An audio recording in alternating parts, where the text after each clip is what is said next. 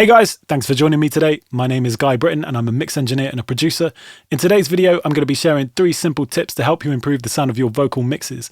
I'm going to be talking through some common mistakes that I see a lot of people make and share with you some basic principles that I think you should apply every time you go to mix to hopefully help you achieve a better sounding end result. We're going to be working in Logic Pro today, but these tips don't just apply to Logic. You can apply them to any DAW and achieve the same result. So let's get started. So tip number 1 is always make sure you edit your vocals properly. Now, there's not necessarily a right or wrong way to edit a vocal, but it's important that you make sure the vocal is properly edited before you start mixing. How you edit a vocal completely depends on the sound of the track that you're working on, but it's important to make sure that you've cleaned up your vocal and you removed anything that you don't want to be there before you start working on the mix. So one of the things that I see people doing a lot, particularly in Logic, is trying to mix with their comp folders still active within their sessions. So you'll see that I have this comp folder here that has 6 different takes of this verse vocal. Now, what this allows us to do is to switch between different takes and, pick the best bits that we like from each vocal.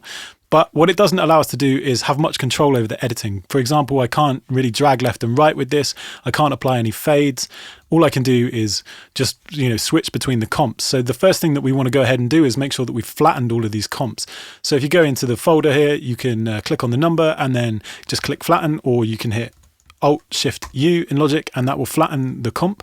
And now what we can do is just drag the left and right. We can clean up anything that we don't want to be there. We can go in and just chop things out, apply some fades, and it just gives us way more control than what it would do if we're working purely with the comp folders still active. One useful thing in Logic is the track alternatives feature. So if I go over to the track here and I right click on it, go to track header components and then click on track alternatives, it brings up these 2 arrows on the track. Now what this allows us to do is to duplicate this alternative here, and then we can flatten the comp on this one. Then we can just clean this up, edit it how we want. And if we've, chopped out some parts and then decided, actually, I'd like to pick a better part of that vocal, we can still go back to the comp because we can go to alternative A and the comp is still active on that track alternative. So we can always go backwards if we need to. And this is a really useful feature. So I would recommend duplicate your track alternative first, do all your editing, flatten your comps, tidy it all up, and then if you need to go backwards, you've still got it within the track alternatives. I've actually set up a shortcut in my Logic to be able to go Control-Shift up or down on the keypad, and that allows me to switch quickly between different alternatives. If I hit Control-Shift-D, that will duplicate another one, or Control-Shift-N will create a blank new one. And this is just really useful for quickly switching between different alternatives and, pulling up a different edit if I need to. So now that we've got our comps flattened, it's important to go through and clean up any unwanted noise, any spill from the headphones or someone that we don't want to be there. You can see in this vocal, there's quite a lot of background noise going on in between the vocal phrases. So if I play that. Off the hook, I take myself off the menu. My mind, a fire burning. Now, we don't want to completely remove all of this background noise and the breaths and so on, because part of that is what makes the vocal sound like a vocal, and it doesn't, we don't want it to sound false. We still want it to sound like a vocal, but it's important to make sure that we're cleaning up anything that we don't want to be there. So we can either do this manually, we can go in with the marquee tool and we can just chop these parts out like so, or a quicker way of doing it is just to select the vocal, hit Control-X on the keyboard, and it brings up this strip silence. And then we can just use the threshold and the attack and the release times to adjust this to make sure that we're not cutting off anything we don't want. And then hit OK. And what that's going to do is split the vocal up into different phrases. And then we can just go in and manually edit these parts where, if we need to tidy something up, so on and so forth. And we can do this across both vocals. Super quick, super easy to do. And then what we can do once we've done that is just go to the regions, fade in, fade out, and applying a little fade in and out is just going to help that vocal sound really smooth. Going to make sure we get rid of any unwanted digital clicks or so on, and just get us a cleaner sounding vocal. It is important to make sure that you listen to this back and that we're not cutting off anything that we don't want to cut off. So let's just hear that. The telephone off the hook, I take. So there, for example, we've got a bit of a choppy breath. Just need to go in and manually move that.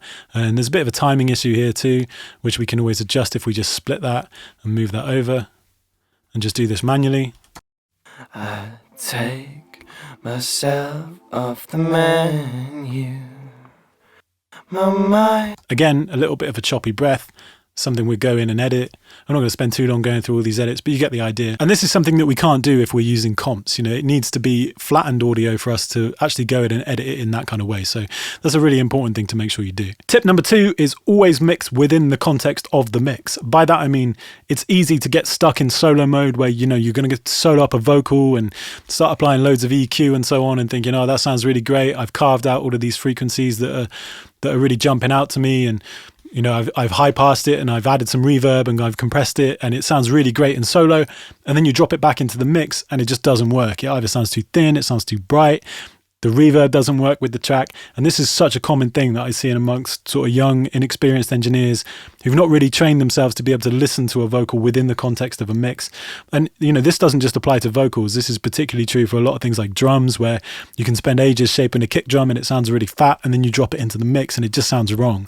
So really important to make sure that you're listening as much as you can within the context of the mix. It's okay to solo up the vocal if you need to go in and, you know, hone in on a specific frequency or something that's kind of problematic that it's just easier to listen to in solo mode. But generally, for the kind of balancing and EQing, shaping the sound, you need to be listening to how it's affecting the relationships within the mix.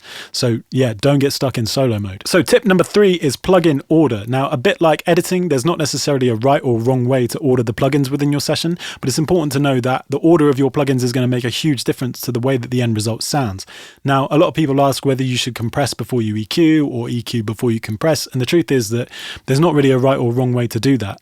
It completely depends on the source material that you have. However, the thing that I do see a lot from a lot of inexperienced producers or artists that send me sessions is they're doing things like putting a reverb first in the chain and then following it up with some compression and some distortion and then finishing the chain with something like a pitch correction or something.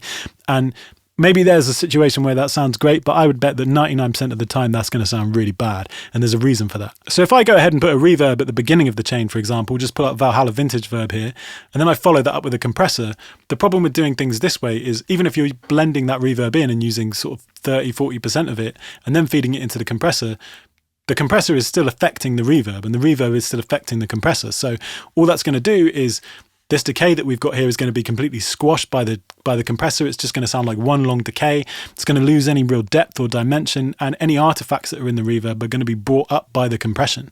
So what we want to make sure we're doing is ensuring that the reverb or any delay, spatial effects or so on are at the end of the chain after the processing, like the compression and the EQ. You might want to add, you know, a finalizing EQ at the end of the chain just to sweeten it up a bit, but generally things like compression and EQ, leave them at the beginning of the chain. Likewise, if I go and put some pitch correction at the end of the chain, so I just use the Logic standard pitch corrector, and into that I'm feeding this reverb and maybe even a delay as well, this is something I see quite commonly is, you know, people putting the pitch correction at the end of the chain. The problem with this is that the pitch correction is now being affected by the delay and the reverb, and it's going to start tracking that. So if I play this vocal back, I don't know what this is going to sound like. It's probably going to sound like a mess because I've added these plugins.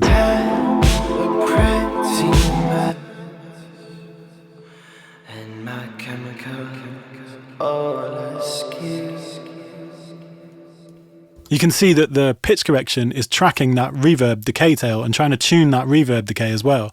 And we don't want it to do that. We just want the pitch correction to tune the vocal. So in order to do that, the pitch correction is going to have to be the first plugin in the chain. So my general rule is pitch correction first. Any issues with the pitch or any issues with the timing, we're going to fix them first after we've done the editing.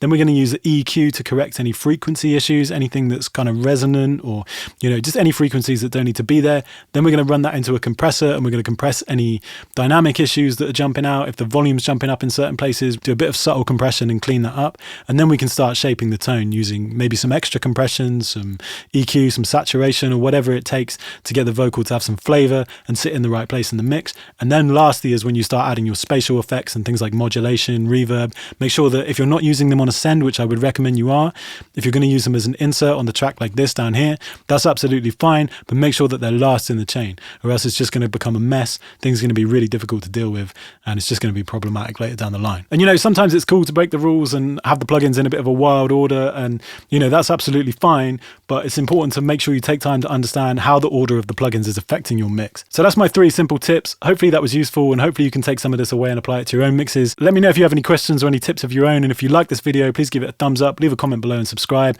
and hopefully see you soon.